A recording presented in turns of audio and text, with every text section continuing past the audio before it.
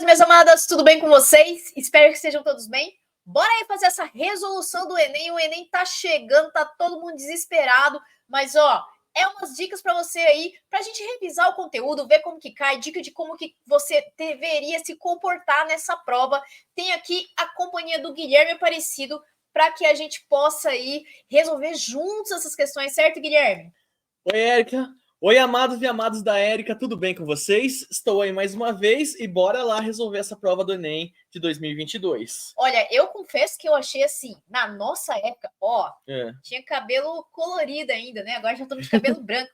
Mas na nossa época o Enem era muito mais tranquilo, né? Sim. Ele tá ali, eu praticamente, sim, eu acho que ele tá mais difícil que FUVEST, né? Então, a gente viu coisas ali que complicadíssimas, né? Ele tá usando uns termos mais técnicos e todas essas coisas, Notinha né? de rodapé, né? Então é bom ficarem atentos, Então né? é aquilo, né? Aquilo, vou gabaritar, não sei, né? Mas é aquilo, se tá ruim para você, tá ruim para todo mundo. Mas é bom ficar esperto nas dicas que a tia vai dar aqui para você hoje. Beleza? Beleza? Bora lá então, sem demora, resolver essas questões do Enem. Lembrando que se você tiver dúvida, alguma coisa, pode comentar aí nos comentários ou ainda, né? Ir lá no Érica Porto Biologia no Instagram e me adicionar. Me segue lá eu coloco coisas bem legais para vocês. E, por favor, se inscreva no canal e compartilhe esse vídeo com algum coleguinha. Beleza, beleza? Vamos então para essa primeira questão aqui que tá bonita demais. De acordo com a Organização Mundial da Saúde, a filariose e a leishmaniose são consideradas doenças tropicais infecciosas e constituem uma preocupação para a saúde pública por ser alto o índice de mortalidade a elas associado. Então, ele quer uma medida profilática comum a essas duas doenças. Bom, antes da gente ver as questões, como é uma aula de revisão, vamos revisar esse conteúdo rapidinho, tá? Lembrando que aí no meu canal, eu vou deixar o link para você aqui, ó. Vai ter um vídeo que eu expliquei sobre uma questão da Unicamp, mas eu falei de todas as protozooses. Vai servir para o Enem também, tá? Porque você viu aí o negócio cai, tá? Então, fica ligado no link aí, dá uma entrada lá e dá uma revisada nas principais protozooses que costuma cair. Lembrando que leishmaniose eu não gostou de falar, né, Gui? Então, leishmaniose, gimnosperma, né? São nomes gostosos da biologia de falar. Bom, vamos lá então ver aqui um pouquinho de revisão aqui, né? Porque a gente não está aqui só para dar a resposta da questão. Olha aí, galera, vamos lembrando então, né? A leishmaniose a gente tem aqui causada por um protozoário, certo? A Leishmania chagassi, certo? Lembrando também, ó, gente, nome, você vai fazer uma segunda fase, às vezes, de Unicamp, FUVEST, essas coisas, né? Então lembrem de sempre grifar, aqui no texto a gente escreve, né, no virtual, em itálico, mas nome científico, né, lembra de você grifar e dá uma olhada no seguinte, primeira letra, maiúscula, né, é binominal, e a segunda letra, minúscula, tá certo? O agente etiológico, então, causador dessa leishmaniose, né, é a Leishmania chagassi, certo? O que ela faz? Ela causa lesões no braço, no fígado, nos rins e intestinos, tá? E a transmissão, gente, é a picada de mosquito palha, ou, né, o birigui, também chamado de flebótomo, tá bom? E aí, galera, vamos só lembrar também esse termo, né? Medidas profiláticas. Quando a gente fala de profilaxia, né? Profilaxia é diferente de tratamento. Profilaxia é prevenção, é para não ter isso, beleza? Então fiquem atentos nisso. E olha, envolveu artrópodes no ciclo, envolveu aí o inseto, envolveu o mosquito. Galera, primeira coisa, combate ao vetor, tá certo? Combate ao indivíduo que vai levar esse protozoário, beleza? E outra coisa também que pode ser bem coringa para vocês, né? Tratamento de doentes. Coringa por quê? Você pode usar ela para várias e várias doenças, certo? Perfeito, Guilherme. Lembrando, então, que além da leishmaniose visceral, a gente tem, aqui no Brasil, a mais comum é a leishmaniose de pele, ou úlcera de Bauru, tá?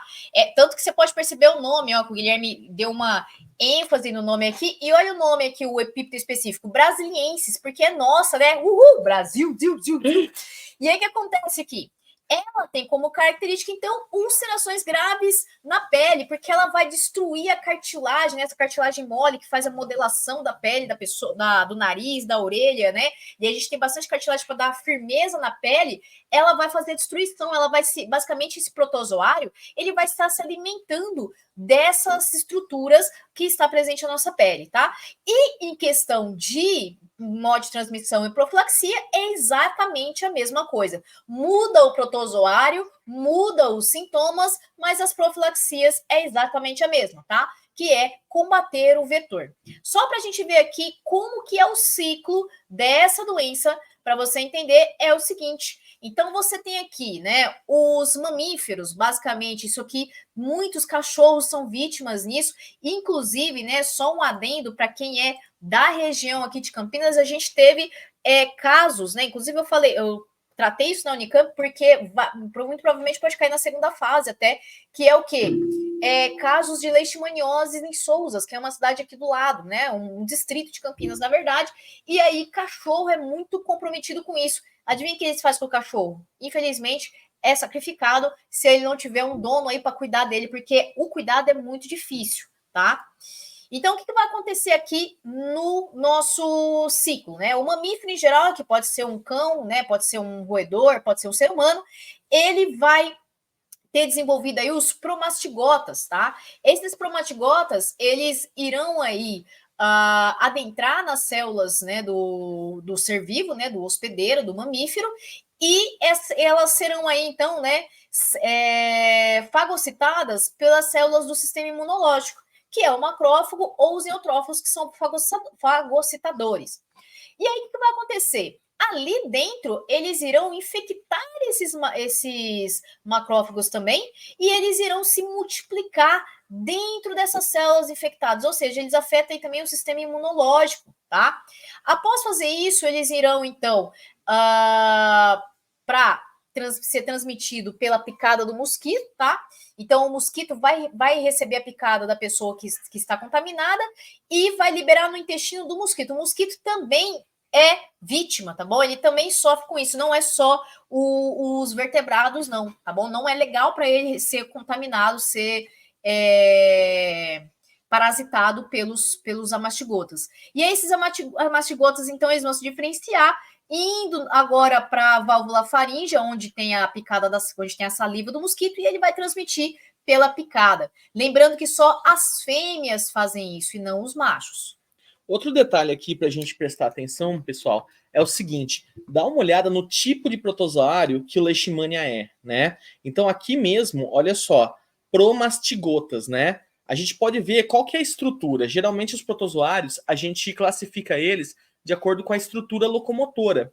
E a Leishmania, olha o que ela tem, né? Ela tem um flagelo para se locomover, beleza? Então ela faz parte do grupo dos protozoários flagelados, ou também você pode achar com o nome mastigoforos,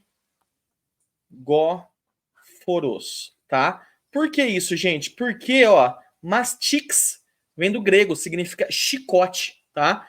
E foros vem de portador. Então eles são como se fossem portadores de chicote, né? Que é esse flagelo, né? Vem daí o nome, promastigota, né? Ele é um antecessor do adulto e todas essas coisas. E outra coisa que eu acho que dá pra gente puxar aqui também para relacionar, que é o seguinte, né? Leishmania, flagelado, né? Qual outro que vocês lembram que é flagelado também? Trypanosoma cruzi, né? O causador ali da doença de Chagas, né?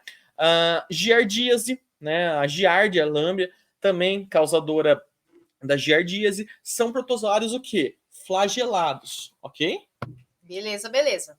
E aí, a outra doença que é tratada lá, agora é um verme, tá? Então, ali a gente viu um protozoário, agora aqui a gente está falando de um animal, tá? O que vai acontecer aqui? Esse nome é do capeta, né? Wuchereria brancoft. Vai cobrar isso de você? Não vai cobrar para você saber o nome desse bicho, mas o nome desse bicho tá. Você viu que tá lá no enunciado, né? Uhum. Então, assim, você viu esse nome estranho, você já tem que lembrar que é filariose, tá? É o mínimo aí para quem vai prestar vestibular. Veja só, esse verme também é transmitido pelo quê? Por um inseto, pelo Culex sp, tá? Esse sp aqui significa que a gente não sabe exatamente a espécie, porque existe várias espécies diferentes com o gênero Culex. Não tá é bom? de São Paulo, tá, gente? É. E aí, o que vai acontecer? Quando esse verme entra no corpo do ser humano, ele vai ficar presente nos vasos linfáticos. E aí ele vai obstruir esses vasos linfáticos. Para que servem os vasos linfáticos? Para circular a linfa. Tá, e para que serve a linfa, né? A linfa é um fluido, é como se fosse uma circulação paralela à nossa circulação principal, que ela vai fazendo o quê? Ela vai filtrando as impurezas que a gente tem, né? Então a gente tem vasos linfáticos, a gente tem a linfa, que são circulações paralelas, né? Ou seja, isso daqui, ó, que está aqui, é líquido acumulado que não está sendo drenado, né? O sistema linfático, além de fazer toda essa filtração, ele também faz a drenagem do líquido que as células vão produzindo e manda tudo isso para o sangue. Ali não está sendo feito. Nessa situação aí, só uma cirurgia plástica para resolver esse caso desse portador da larva aqui. Tá? Inclusive, os linfócitos circulam bastante por onde? Pela linfa, né? Porque eles vão estar lá tentando purificar, atacar antígenos que vão estar naquele meio. Perfeito. Então, o ciclo aqui é bem mais simples, tá? Não é tão específico que nem o da leishmaniose, mas basicamente é isso, né? A larva, o mosquito vai lá, pica, né? A pessoa com a larva, essa larva que está presente no sangue vai, então, para dentro do mosquito e o mosquito, então, vai picar uma outra pessoa saudável. Uma coisa que é interessante desse mosquito, só uma curiosidade mesmo, né, de entomóloga, é que é o seguinte, a gente tem, né, os Culex aqui no Brasil e tem na América Central, é uma outra espécie de mosquito, tá? Não vou lembrar o nome agora. Só que o Culex, ele tem o costume aqui de trabalhar à noite, tá? Os mosquitos, eles têm turnos de trabalho. Então, você pode perceber que o mosquito da dengue, ele só vai te picar à tarde. O mosquitinho lá todo pintadinho é à tarde. O Culex é esse que te pica à noite, né? Fica te picando a madrugada inteira. Aí, que horas que você acha que o verme vai na corrente sanguínea? Porque ele está no sistema linfático. Uhum. Ele vai na corrente sanguínea apenas à noite. Tanto que quando é para fazer exame de sangue para ver se a pessoa está com filariose, o exame de sangue aqui no Brasil tem que ser noturno. Na América Central, esse bicho, né, o pernilongo que faz a transmissão, que é outra espécie, ele pica de manhã. Aí o verme vai estar que hora na corrente sanguínea? De manhã. Uhum. Para você ver o que é isso? Seleção natural. A evolução aí trabalhando firme, inclusive para transmissão de parasitas, né? Então, assim, não importa se é benefício ou é malefício, o que importa é sobreviver. Uhum. Para continuar aqui, então, só para a gente finalizar, nós temos, então, os sintomas, tá? Que vai ser o quê, né? Vai ser um inchaço causado pela obstrução dos vasos linfáticos, que são os responsáveis pela remoção do excesso de líquidos no tecido. E, em casos mais graves, você vai ter, então, a elefantíase representado ali na foto, na anterior, tá? E que é um inchaço das pernas, do escroto, né, das mamas, independente, vai ser no local onde esse verme está instalado. Medidas profiláticas, então, controle, ó, o Guilherme falou de novo, tá vendo aqui, ó, controle do vetor, né? E aí, obviamente, usar repelente contra insetos, se possível, né? O uso de telas em janelas e portas para evitar a entrada de mosquito e, obviamente, o tratamento do doente. Beleza, beleza? Vamos ver, então, o que a gente consegue responder com essa questão aqui? Ó, vimos tudo, hein? Vimos tudo porque é aquilo. Caiu ano passado, vai cair igual? Não vai, mas pode cair coisas semelhantes. Tanto que, e pode cair em outras provas também. Então, a medida profilática dessas doenças, né? Incinerar lixo orgânico, faz sentido, Gui? Então, não, né? Tem a menor ideia, né? Isso aí seria mais para bactérias, talvez, né? E orgânico também muito menos, né? Seria lixo hospitalar, a única coisa que é incinerada hoje, que é permitido ser incinerado no Brasil por lei, tá? Construção de rede de esgotos, que seria para cólera, né? Coisas desse tipo, Sim. né? Outros vermes, né? Doenças Causados. fecais, né? Oral fecal, por exemplo. Uso de vermífugo pela população, isso aqui, ó, isso aqui poderia ser, no caso da leishmaniose, mas aí não é uma medida profilática. Isso, né? É um tratamento. É um tratamento. Né? E aí, percebam isso, não está sendo tratamento de doentes, né? não é específico, que a gente falou que as medidas profiláticas, né, o tratamento de doentes é uma delas, né? Mas a questão é, gente, é tratar os doentes para o quê? Para o mosquito não se infectar com os doentes, certo? O uso de vermífugo, por exemplo, pode até ajudar no Votiera, na elefantíase, mas olha só, o outro é protozoário. Então, né? Aí não caberia. Controle de populações dos vetores. Uhul! Achamos nossa resposta, que você já sabia, né? Porque você já foi lendo aí antes da gente, né? Consumo de carnes vermelhas bem cozidas. Isso aqui seria patênia, tá? Seria aí as nossas queridas tênia sólio e tênia sanginata, que são solitárias, né? São aí vermes plateumintos. Então é para confundir aí vocês com essas questões. Vamos para a próxima, então, questão 98. Gui, você quer ler para mim? Porque a minha voz já foi. Vamos lá. A Agência Nacional de Vigilância Sanitária, Anvisa, aprovou um produto de terapia gênica no país, indicado para o tratamento de distrofia hereditária da retina. O procedimento é recomendado para crianças de 12 meses e adultos com perdas de visão causada pela mutação do gene humano, RPE65. O produto elaborado por engenharia genética é composto por um vírus no qual foi inserida uma cópia do gene normal humano, RPE65, para corrigir o funcionamento das células da retina. O sucesso dessa terapia advém do fato de que o produto favorecerá a... Então aqui, ó, o Enem, ele curte uma biotecnologia. Sim, né? gente, ainda mais que atualmente, né, a cada mês, eu ia falar a cada ano, mas a cada mês a gente está com novas descobertas aí, novas técnicas, né? Então, assim, fique esperto com biotecnologia, porque, ó, aqui tem nesse ano caiu 3 questões, uma indireta e 2 diretas. Essa daí é uma delas, né? Falando sobre esse assunto, tá? Então, fique esperto, porque pode cair, né? Então, aqui, basicamente, a gente tem aqui a síntese proteica, tá? Você tem que lembrar aí transcrição e tradução, transcrição e tradução. Transcrição ocorre dentro do núcleo, tá? O que vai acontecer na transcrição? Você tem o quê? O seu DNA, ele é constituído por genes. Então, aqui você tem um gene que vai dar origem à proteína posteriormente. O DNA está dentro do núcleo. Então, o RNA mensageiro, ele faz aí uma cópia, né? Ou seja, ele transcreve a informação do DNA e sai do núcleo. Ao sair do núcleo, você vai ter a tradução dessa informação. Então, aqui você tem, então, o RNA mensageiro passando por dentro do ribossomo, e o ribossomo, ele vai fazer um encaixe, né, do RNA mensageiro, fazendo a correspondência dos RNAs transportadores que levam os aminoácidos.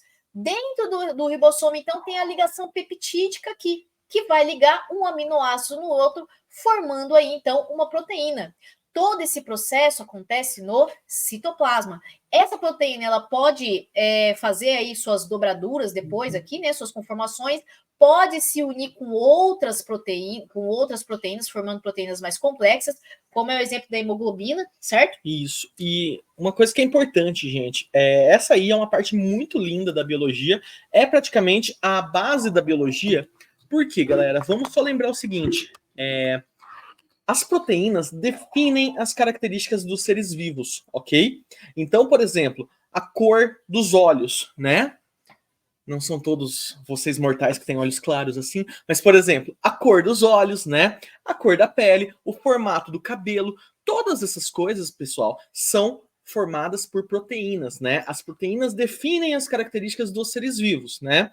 Falei aqui de humanos, mas vamos pensar, por exemplo, em vegetais, né? Sim. O tamanho das folhas de uma árvore são proteínas que condicionam isso. A altura. Até a parede do vírus. A cápsula do vírus, né, é proteína. Tudo proteína. Né? E aí, o que eu quero que vocês entendam agora? É que é o seguinte, né? Se as proteínas definem as características dos seres vivos, da onde que vem a informação para fazer essa proteína? Da onde que vem a informação de cada proteína para formar essas características dos seres vivos? Voltando lá agora na imagem, né? O que a gente tem aqui? A gente tem o seguinte, que o DNA, né? O DNA, ele é formado por vários genes. E a partir desses vários genes, que estão as sequências de informações para fazer as proteínas. E da onde que veio o DNA, Érica? Dos ancestrais. Até a gente rebobinar na origem da vida lá, que tinha um único ancestral que foi dando origem a todos os seres vivos por causa de modificações nesse DNA primordial. O Luca, né? O último ancestral comum. Last Universe Common Ancestral. Ó. Tá Então, bom sem inglês, hein? E aí, galera, é justamente isso a importância, né? As proteínas definem as características dos seres vivos, ok? E aqui, Gui, já que você tá empolgado aí, termina aí, então explica aí a terapia gênica, por favor. Vamos lá. Essa terapia gênica também pode ter o nome de transdução, né? Então, praticamente é o seguinte, você tem o vírus, que ele tem a cápsula proteica, certo? É uma cápsula com proteína, que nem tá mostrando aqui no desenho. E dentro você tem o quê? Você tem o material genético do vírus. Lembrando que o material genético de um vírus ou é DNA ou é RNA. Escrevi ao contrário aqui, mas está valendo. Gente, então vai ser um ou outro, beleza? Como que funciona nessa terapia gênica? É inserido um gene de interesse, certo? Dentro do vírus, dentro do material genético envolto da cápsula proteica, certo? E aí, olha só, esse gene, então, que está com informação para fazer a proteína, para despertar, para codificar a característica que você quiser, né? Vai ser inserido aqui nesse vírus. E agora, o que acontece, gente? Vai multiplicar esse vírus. Multiplica esse vírus, né, numa cultura de células. E depois faz o quê? Inocula esse vírus no indivíduo. Aí, olha só, o vírus vai circular pelo corpo até onde a gente tem células com esse pedacinho de gene ativo. E a partir daí, galera, é só alegria, né? Só alegria, eu acho que é muito simples falar. Tá, podem ter efeitos contrários? Pode, mas olha só, vamos focar nessa técnica inovadora, certo? Que pode acontecer o quê, então, gente? Pode recuperar onde tinha um gene defeituoso nessa pessoa. Tanto que ela tá, né, em teste, né? Eu até deixei aqui, porque é um teste, na verdade, que está sendo feito. E é várias e várias áreas que estão, né? Aqui tem uma lista de doenças aí que é feita, mas assim, você não precisa decorar essas doenças, porque as questões, quando estão caindo desse assunto, ela cai explicando a doença, e aí você precisa saber a técnica, entendeu? Então, ali, eu coloquei as doenças para ilustrar, para você saber mais ou menos, mas sempre é assim. Caiu na Unicamp assim, caiu na FUVEST assim, agora no Enem também. É sempre isso. Você tem o nome, o texto explicando, mostrando ali, e ele quer saber alguma coisa da técnica. Então, biotecnologia é isso. Você tem que saber as técnicas aonde isso é aplicado, contexto de base. Tá? Olha só, uma outra coisa que eu acho interessante, né? A gente gosta muito dessas coisas nerds, certo? E aí, gente, uma vez teve comentários dessas coisas sobre, por exemplo, como seria possível fazer o Capitão América, com as coisas que a gente conhece, né? Capitão América, soro do super soldado, foi injetado nele e ele ficou o bambambam lá, né? Gente, umas coisas que a gente poderia tentar a forçação disso, explicar cientificamente, seria justamente isso, um processo de transdução em que você injeta vírus pelo corpo inteiro e aí, sei lá, o cara consegue produzir mais músculos do que o normal, consegue ter toda aquela capacidade. Mas para modificar um adulto já, seria dessa forma, jogar vírus para modificar o corpo inteiro, as células do corpo inteiro. Exatamente. Vamos ver aqui, então, a nossa questão. Que nós temos o seguinte, né? O sucesso dessa terapia advém do fato de que o produto favorecerá a correção do código genético para a tradução da proteína. Aqui você tem esse erro, que aqui não seria a correção do código genético, seria a correção do gene. Né? A gente viu lá que é o gene que é inserido. O código genético são o quê? São as trincas que você tem lá, que é o U, C, G, A. Agora vou ter que fazer mais duas aqui, né? C e G. O que acontece? Cada uma dessas três aqui você forma um aminoácido, certo? E aí o que acontece? O código genético é degenerado, tem toda uma situação, é um código universal. Então, se falar que você vai corrigir o código genético, você está falando de uma coisa que é generalizada para todos os seres vivos, não faz o menor sentido. Lembrando, então, que o código genético ele é a correspondência dos códons, né, dessa trinca de bases nitrogenadas do RNA mensageiro com um aminoácido. Então, por exemplo, o CG vai trazer um aminoácido X, certo? O ACG vai trazer outro aminoácido X. Essa equivalência entre códons, então, e aminoácido que é o código genético, certo? Perfeito. Agora aqui, alteração do RNA ribossômico ligado à síntese de proteína. Aqui também não faz sentido porque o RNA ribossômico é o RNA que compõe o ribossomo, como está dizendo aqui. E no texto mesmo, ele está falando aqui ó, de uma cópia do gene normal humano, não está falando de ribossomo, não está falando de nada. Então, não faz o menor sentido também.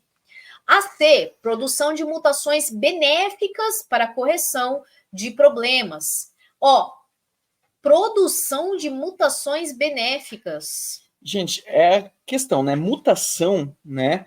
Vem de mudanças. E essas mudanças, né, não estão praticamente o quê? Controladas ainda, né? Então a gente não consegue, de fato, especificar uma mudança no gene, né? Por exemplo, eu vou alterar uma base nitrogenada e a partir daí vai ser criado isso no ser humano. Né, a mutação é aleatória, Sim, né? E aqui não, ele já está inserindo um gene específico. Tá? Liberação imediata da proteína normal na região ocular humana, que seria, sei lá, tipo fazer a insulina, né? Que você insere a insulina na pessoa para ela já ter ali, né? A diabetes tem que estar inserindo o tempo todo. É o que está falando no texto? O soro, né? O soro já vem com anticorpos, né? que são proteínas. Exato, não está falando isso no texto em nenhum momento, né? Por interpretação de texto, essa daqui e essa daqui seriam eliminadas, tá? Essas outras precisariam de um pouquinho mais de conhecimento. Expressão do gene responsável pela produção da enzima normal. Certo? Tranquilinha aqui essa questão, não tão tranquila, mas enfim. Letra E de esperança que você consiga acertar uma próxima questão dessa. Agora aqui a jaca. Vamos falar da jaca. A extinção de espécies é uma ameaça real que afeta diversas regiões do país. A introdução de espécies exóticas pode ser considerada um fator maximizador desse processo.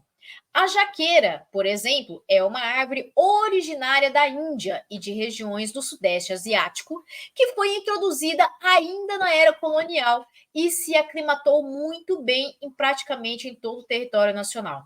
Casos como dessa árvore podem provocar a redução da biodiversidade, pois elas, cara, eu jurava que jaca era um negócio brasileiro. Assim, lá, né, quando eu vivia, né, eu morei um tempo no Goiás e lá é lotado, é muita, né? Aqui tem, mas lá é demais, né? Eu, na minha opinião, era brasileiro, né? Tipo, porque assim, você tem o caju, né? Você tem a goiaba, eu achava que jaca era brasileiro, né? Um trambolho desse tamanho, né? Então, assim, para quem não conhecia a jaca, agora tá conhecendo a jaca, tá? Então, esse trem bonito aí que você tá vendo aí, né? É o famoso negócio, ou você ama ou você odeia. Mas vamos ver, ela tá falando nesse texto aqui, falando sobre, basicamente aí falando de espécies exóticas, de espécies invasoras, que podem ser introduzidas por seres humanos ou pode vir por seres humanos, mas de forma acidental ou de forma com intenção, que é o caso da jaca, tá? Então, basicamente, né, essa questão aqui é tranquila. A gente tem aí, então, que as espécies, né, introduzidas, também chamado então de espécies exóticas, elas são aquelas que os seres humanos elas podem introduzir elas de forma intencional ou acidentalmente, tá? E aí ela vai se deslocar, né, em locais onde estão as espécies nativas, e aí ela vai fazer umas viagens aí, né? Pode ser por navio, por avião, que vai acelerar essas transferência dessas espécies, e aí elas não têm o quê? Não tem as competições, não tem predador natural, não tem parasita, não tem patógeno, não tem nada, ou seja, ela tá no sucesso, tá feliz, tá contente. Chegou e veio tocando tudo. Então, assim, um exemplo clássico que caía com muita frequência, não sei se ainda vai cair, era o caramujo africano, tá? Ele veio aí parar no Brasil aí por volta da década de 80 e ele tinha uma alternativa ao escargot. Ninguém curtiu, não gostaram do bicho, mandaram o bicho embora e aí ele virou praga no Brasil. Além dele destruir lavouras, ele tem um outro problema, ele transmite doenças, que tem isso também, tá? Eles podem transmitir doenças, ou seja, é só dor de cabeça. Tá? Lembrando, né, olha só, a gente tinha falado lá de vetor, né? Alguns lugares falam que o caramujo é um vetor, outros lugares falam que ele é um hospedeiro intermediário, não importa. Vai ter algum agente etiológico dentro dele que vai transmitir essa doença, certo? Exato. Então ele vai estar ali como um reservatório, beleza? Um outro exemplo também de exótica é a leucena, tá? Ela veio lá da América Central e hoje ela tá, você anda na Mata Atlântica mesmo, nas reservas, e você vai ver essa planta lá, tá? Ela tá em tudo que é lugar. Tem uma reservazinha aqui perto de casa aqui e tem mais leucena do que as plantas nativas da Mata Atlântica, tá? Então é um outro exemplo clássico aí. E que essas, no caso da planta, o que ela vai estar disputando, né? A planta vai estar disputando por luz, por umidade, né? Por água, né? Por sais minerais, né? Ou seja, por solo em geral, né? Vamos colocar assim, dizendo. Então, assim, e também por dispersores, né? Porque você precisa de dispersores para poder dispersar sementes. No caso da leucena, ela dispersa pelo vento mesmo, o tipo de semente dela, tá? E polinizadores também, eu acho que é pelo vento, pelo tipo de flor dela. Sim. Mas no caso da jaca, ela vai precisar de animais para dispersar, tá? E lá no Centro-Oeste dispersou muito bem, porque tem tudo que é lugar. Essa planta tem tudo que é lugar. Então vamos ver aí quais alternativas a gente consegue ver melhor. Então, olha aí, na A fala, ocupam áreas de vegetação nativa e substituem parcialmente a flora original. Então, essa questão dá a impressão que as 5 estão certas. Então você tem que ver o quê? Você tem que ler aqui, ó, casos como dessa árvore, especificamente, tá vendo? Dessa árvore. Pode provocar redução da biodiversidade. Então, você tem que ver coisas sobre redução da biodiversidade. Então, aqui na letra A, tá interessante que ela tá falando o seguinte, ó, ocupam áreas de vegetação nativa, ou seja, ela está causando a redução da biodiversidade, porque ela está ocupando o lugar de uma planta que seria nativa. E substitui parcialmente a flora original. Tá bonita, né? Sim, sim. Segura, então, né? Vamos segurar, vamos deixar aqui, ó. Vamos deixar na ideia.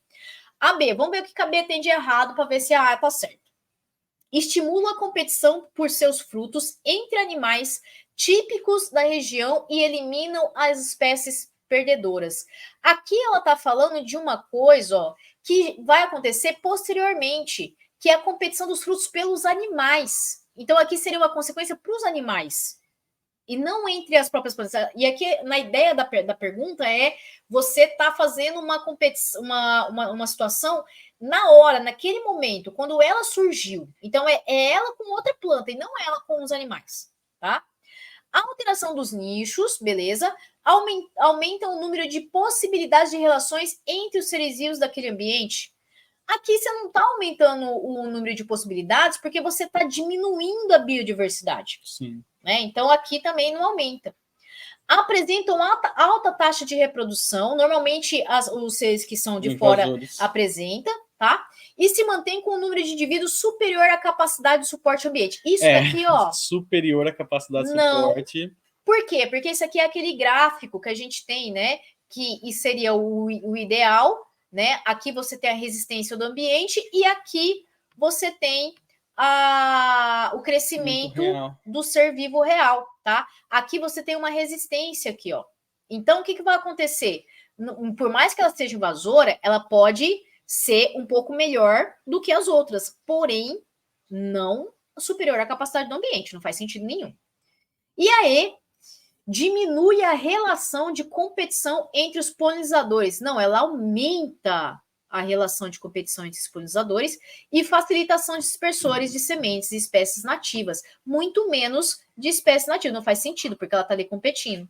Então tem que ser a letra A mesmo, bonita. Mas é aquilo, essa questão eu acho que muita gente se confundiu. Questão difícil. Sim. E olha que ecologia, né? Só vem aqui. O pessoal fica assim, ai, ecologia é facinho, ecologia é legal. Vai, besta. Olha só, uma outra coisa, lembra que a gente falou dos termos e todas essas coisas? Olha um termo interessante que foi falado aqui, que é o aclimatar. Peraí, onde que tá o aclimatar? Ali no texto? No texto? É. Deixa eu ver aqui. Introdução a espécies exóticas como... Aclimatou. Se aclimatou, né? Gente, olha só esse termo, né? Ele não é comumente usado, certo? Porque geralmente é usado o quê? É usado adaptou, adaptação, né? E olha essa sacada. Biologicamente falando, né? Aclimatou é o termo correto para a gente falar, né? Porque o indivíduo que ele consegue se manter nas condições de um novo ambiente, ele está se aclimatando nesse ambiente. Porque, na verdade, a adaptação, a gente fala para a espécie no geral, né? E aqui, aclimatou foi uma palavra que eles trouxeram, né? Que é mais técnica. Então, fiquem atentos aí no que a gente está falando. Perfeito, Guilherme. Bora para a próxima aqui, então. Eu acho que eu vou dividir esse vídeo em dois, tá, gente? Porque ele vai ficar longo, são 15 questões. Então, eu vou fazer um vídeo de 50 minutos, tempo de uma aula padrão, depois eu faço mais um vídeo de 50 minutos, mas vou postar os dois juntos, e aí, ó, só Parte 1 e estudar, hein? parte 2. Tá bom? Porque vai ficar gigante, hein? Uhum. Vai ficar grande. Mas é aquilo, vai valer a pena. Vai valer a pena pra você gabaritar essa prova aí com a gente, beleza? Vamos lá, então. Você quer ler aí, Gui? Vamos lá. Entre as diversas técnicas para diagnóstico da Covid-19, destaca-se o teste genético, considerando as diferentes variantes e cargas virais. Um exemplo é a PCR, reação efetuada por uma enzima do tipo polimerase. Essa técnica permite identificar com confiabilidade o material genético do SARS-CoV-2, um vírus de RNA. Para comprovação da infecção por esse coronavírus, são coletadas amostras de secreção do indivíduo. Uma etapa que antecede a reação de PCR precisa ser realizada para permitir a amplificação do material genético do vírus. Essa etapa deve ser realizada para... Outra de biotecnologia, hein? Isso. Gente, só aqui no enunciado, né? O que é legal? A gente consegue analisar 3 coisas. Então, primeiro, vamos entender isso. Covid-19 é o nome da doença, ok? SARS-CoV-2 é o nome do vírus que causa essa doença. E olha lá, numa questão anterior, eu falei que os vírus ou têm DNA ou RNA, né? Então, esse aqui, né, o SARS-CoV-2 é um vírus de RNA, certo? E olha aqui, falou, cadê coronavírus, né? Olha só, peraí. Infecção por esse coronavírus. Coronavírus é um grupo de vírus e o SARS-CoV-2 faz parte desse grupo de vírus, tá certo? E aí, o que a gente vai fazer agora? A gente vai tentar entender o que é isso, né? O que de fato é essa PCR e o que ele está querendo dizer quando ele fala amplificação do material genético. Gui, você explica isso aí, porque você trabalhou com isso aí durante a graduação, né? Sim, sim. Ó, então é aquilo. Quando for ecologia, eu explico muito bem. Essa parte ó, Guilherme é o melhor. Por isso que eu trouxe ele aqui. Porque eu sou aí, se eu fosse boa disso aí, eu tava ganhando dinheiro, tava sendo professora. Ah, você também Eu também, né? então. Tá todo mundo na mesma. A gente Vamos continua. lá, então. Galera, então vamos tentar entender o que é a PCR. A PCR é uma sigla para uma técnica, tá? É uma técnica chamada polimerase, né? Chain. Meu Deus, você sabe até isso. Reaction. Ou seja, reação em cadeia da polimerase, beleza? E aí, o que a gente precisa lembrar agora? O que é essa tal de polimerase, tá certo? Vamos lá, vamos pegar mais um espacinho aqui, né? E o que vai ser a polimerase? Como a gente já falou também numa questão anterior, numa questão anterior, a gente tem aqui que o DNA é uma molécula de fita dupla, beleza? Então tá aqui o nosso DNA. Nossa, que DNA mais... Mas enfim, o que acontece com o DNA? O DNA, naturalmente, ele faz um processo agora de duplicação. O que é esse processo de duplicação? Ele vai se abrir, tá? E depois que ele se abre, o que vai acontecer? Vão ser completadas as outras fitas, né? Para ele formar a fita dupla de sempre dele. E esse processo acontece quando ocorrem as divisões celulares, né? Porque na divisão celular você tinha uma célula que se duplicou e formou 2 células idênticas, né? Na mitose. E essas células novas que surgiram, elas precisam ter DNA também. Então, olha o que acontece. A duplicação do DNA vai ser justamente para isso. Para o DNA poder ir para todas as células. E é assim que a gente vai aumentando a quantidade de células e o nosso DNA vai se mantendo. Tudo bem? Então, beleza, galera. Até aí, ok. Esse é o processo de duplicação que ocorre. Agora, isso só é possível, por quê? Porque tem uma das enzimas que vão fazer esse processo de duplicação. Vai ter uma das enzimas que vão participar desse processo que ela chama DNA polimerase, tá? Então, é graças a DNA polimerase que ela vai passar e vai ler a fita de DNA e vai completar com essa fita complementar aqui, né? Tá, ficou redundante, mas é isso mesmo que acontece. Ela completa com essa fita complementar a fita de DNA, certo? Aí, galera, vamos entender agora essa polimerase chain reaction, né? Essa reação de DNA em cadeia. Na verdade, olha só, a gente vai pegar uma polimerase, tá? E vai jogar num tubo. Eu acho que aqui tá mostrando, né? Aparece o mouse quando eu circulo aqui. Acho que sim. Vou fazer aqui também do mesmo jeito. A gente pega o que, gente? A gente pega um DNA, né? Que tá aqui em azul. O DNA de interesse, né? Isso. A gente coloca nucleotídeos, tá? Lembrando que os nucleotídeos são o quê? São aquelas bases nitrogenadas, né? O A, o T, o C, o G. Então a gente joga junto, né? Num recipiente, geralmente é um Eppendorf. Faz uma sopa, né? Isso, joga tudo lá, né? Nesse Eppendorf, nesse frasco aqui, tá? Vão ter esses primers, que são sequências de iniciações, beleza? E a gente coloca aquela enzima, a polimerase, tá? Coloca tudo aqui dentro e vai colocar numa máquina chamada termociclador. Olha o nome, termociclador. Termo porque é de temperatura e ciclador porque faz ciclos, tudo bem? E olha o que vai acontecendo dentro desse termociclador com cada Eppendorf que a gente colocou lá com essa sopa aí que a Erika falou. A gente não, né? A máquina abre o DNA, tudo bem? Aí vem aqueles primers, que são sequências de iniciações, né? Só para saber onde que os nucleotídeos vão se colocar. E olha aqui a polimerase, né? Aquela enzima preta que colocou lá, né? Ela vem pegando os nucleotídeos que a gente colocou, né? O A, o T, o C, o G, e vai enfileirando. Olha aí. Ela vai fazendo aquela duplicação que a gente viu aqui, ó. Que eu expliquei aqui. Ela vai fazendo isso várias e várias vezes. Então, o que, que acontece? Você tem uma quantidade pequena de DNA numa amostra, e aí você joga nessa máquina para fazer o quê? Para aumentar essa quantidade, para amplificar a quantidade de DNA que você tem. E no fim, olha o que você tem aqui. Você vai ter várias cópias de DNA, certo? E aí você consegue fazer o estudo, como, por exemplo, o estudo do vírus, né? Sim. Porque se você tem uma quantidade baixa viral ali, né, uma pequena amostra de sangue, como é que você vai conseguir estudar para saber que aquilo realmente é o vírus? Antigamente, era difícil você identificar o material genético, né, do ser alvo, porque você não tinha essa técnica. E hoje, né, você consegue aí em 7 dias, né, até menos, dependendo do quanto você consegue pagar. E duas informações aqui complementares que são legais para a gente lembrar, né? É que esse processo de duplicação é um processo, né, semi-conservativo, tá? Por que semi-conservativo? Vou abreviar aqui, né? Porque é o seguinte, percebam isso, das fitas novas que surgiram, quem se manteve igual à original, né? A essa vermelha? Só metade dela.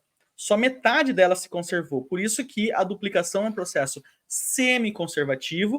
E outra informação importante aqui, né? Geralmente, a polimerase, né? A DNA polimerase que é usada é uma DNA polimerase chamada TAC polimerase, né?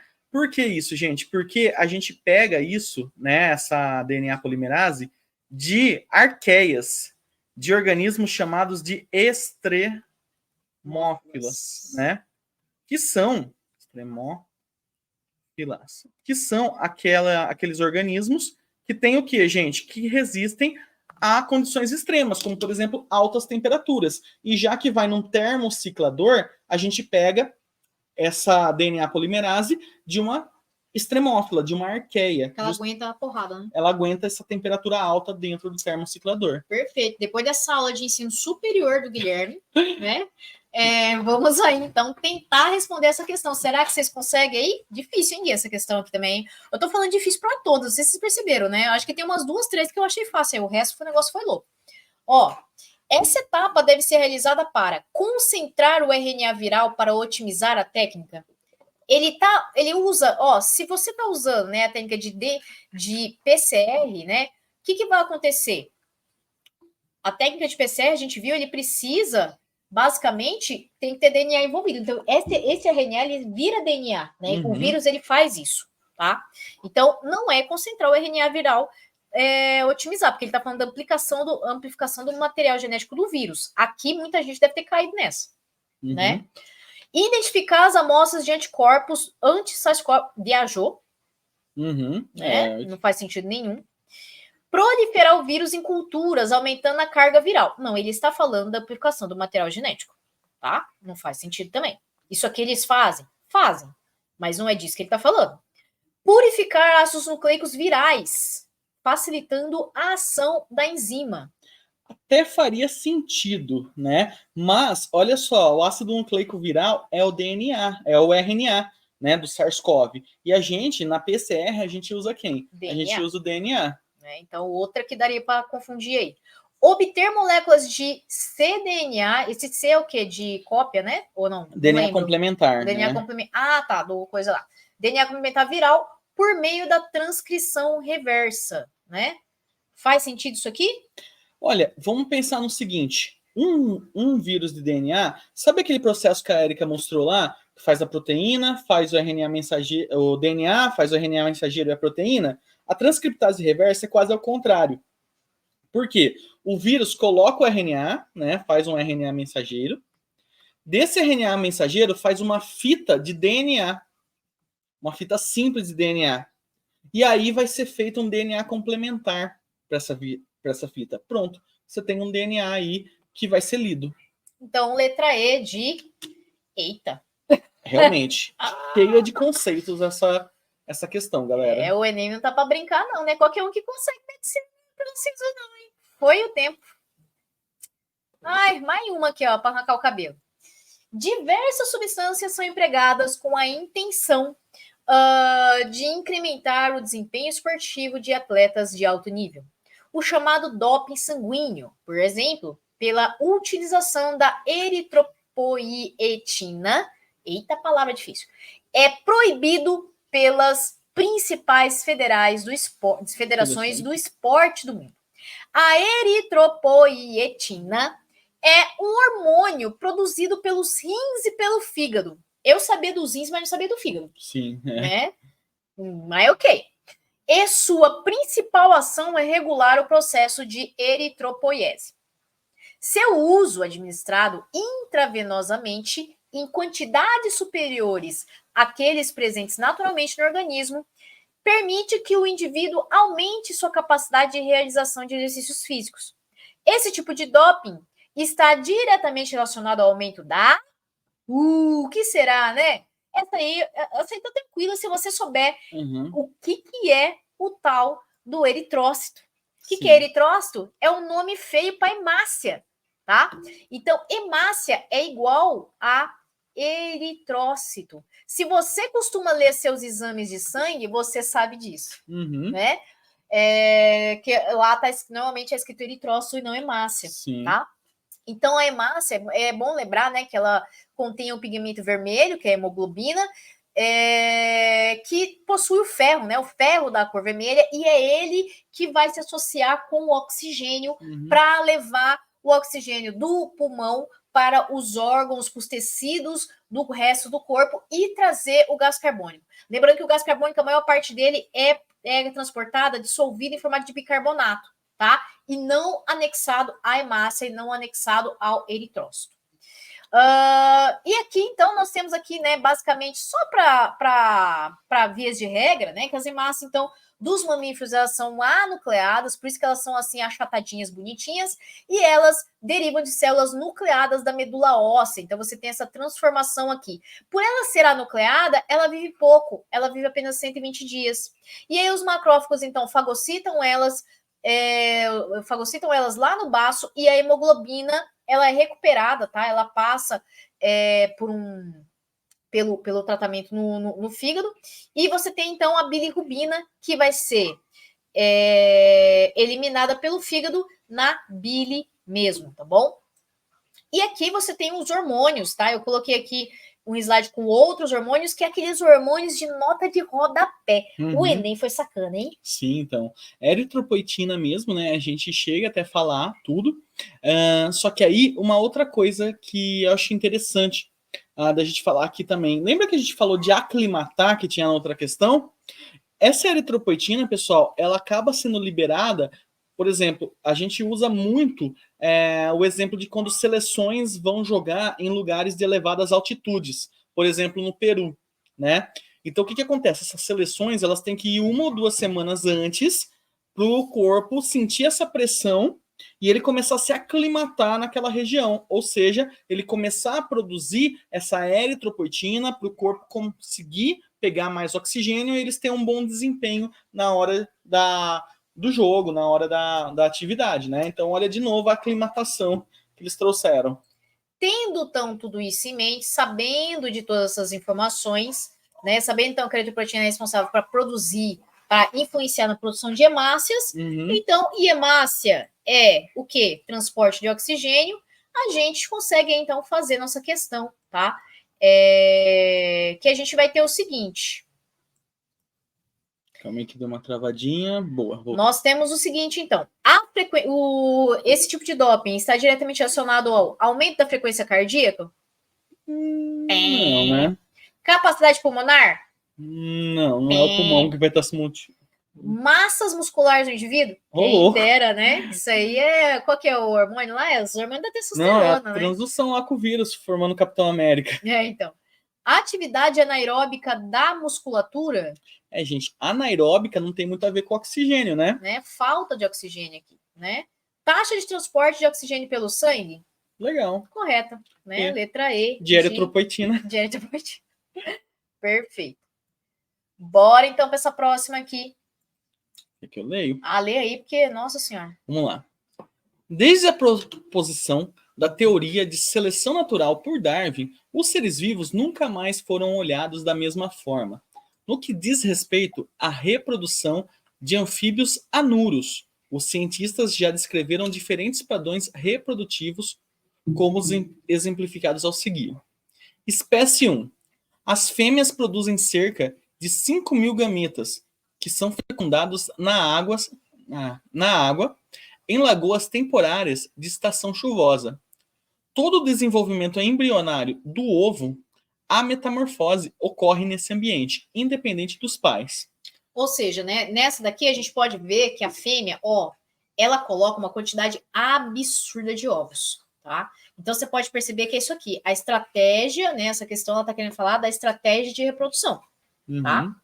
Vamos lá, então, para a próxima. Espécie 2. As fêmeas produzem aproximadamente 200 gametas, que são depositados em poças próximas a corpos d'água. Os embriões são vigiados pelos machos durante boa parte do seu desenvolvimento. Então, você tem aqui você já tem um certo cuidado parental, né?